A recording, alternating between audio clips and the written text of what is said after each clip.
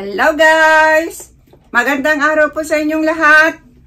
Andito na naman ako sa harap ninyo para magbigay ng isang impormasyon na baka hindi nyo pa nalalaman. Pero bago ko simulan, humihiling lang po ako ng kaunting pabor na isubscribe ang maliit na channel ni Ate Stella ninyo. Maraming salamat po. Guys, huwag na tayong paligoy-ligoy pa. Narito po ang isang tanong ng ating subscriber. Madam, anong posisyon sa kama para makadami ang isang babae?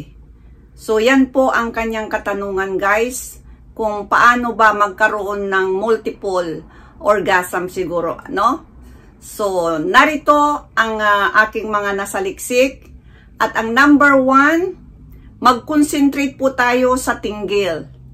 No, alam niyo na yung tinggil ano? One of the best na anggulo ay kainin ang pichay ng isang babae. Habang kinakain po ninyo, didilaan po ninyo ang kanyang tinggil. At the same time, no, gamitan nyo ng kamay o daliri o ipipinger ninyo muna siya ng malumanay para ma-feel niya ang sarap sa kanyang bulaklak. So, at dito ay napakabilis po niyang makarating sa langit. Promise po yan. So, yan po guys, no? Hindi ko man magandang i-explain kasi mahirap kasi dito sa YouTube dahil bawal talaga yung sobrang mga ginagamit na mga words kaya minsan pinapaikot-ikot namin, no? So, uulitin ko po, mag-concentrate po tayo sa tinggil. Ito po ay isang napaka-gandang anggulo para mabilis pong makaraos ang isang babae. Yun na nga ang sinasabi ko, kainin ang kanyang pichay, dilaan ang kanyang tinggil at the same time, ipipinger mo rin siya para mas mabilis siyang labasan. Hindi po siya tatagal dito kahit sinasabi, promise po yan. Habang kinakain nyo, dinidilaan nyo ang kanyang tinggil, at doon naman sa ibaba niya ay ginagamitan nyo ng kamay, labas-pasok doon sa ibaba. So yan po ang isa kong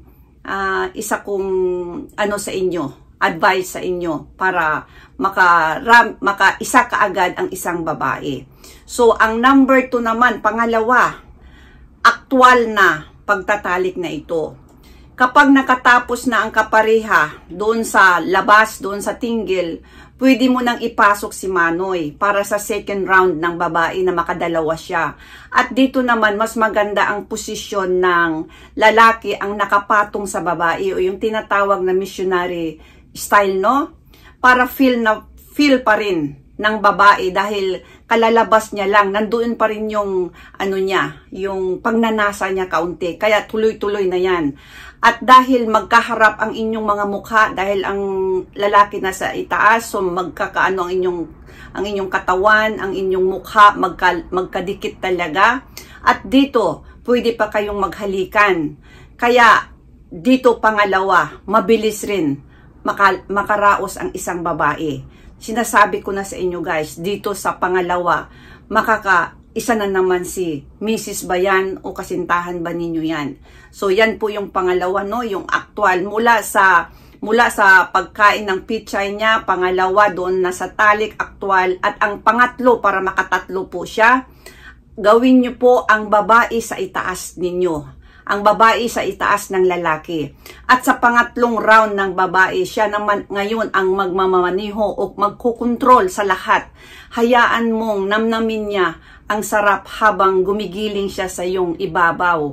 Dahil alam niya kung saan ang kanyang kiliti, tsak, makakatatlo siya sa labanan na ito. So guys, yan po yung pangatlo, ang babae ang nasa itaas. At dito'y tuloy-tuloy ang kanyang pagnanasa. Huwag nyo nang bitin. At pagkatapos niyang makatatlo, kayo naman ngayon ang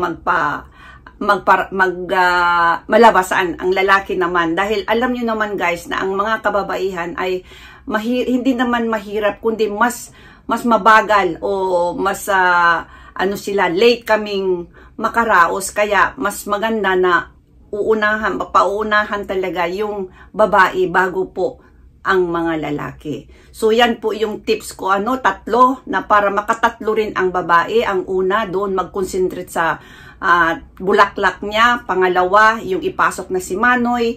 At ang pangatlo, ang babae naman ang nasa itaas ng babae para makatatlo po siya. Promise po, sa isang sa isang labanan lang makakatatlo ang isang babae.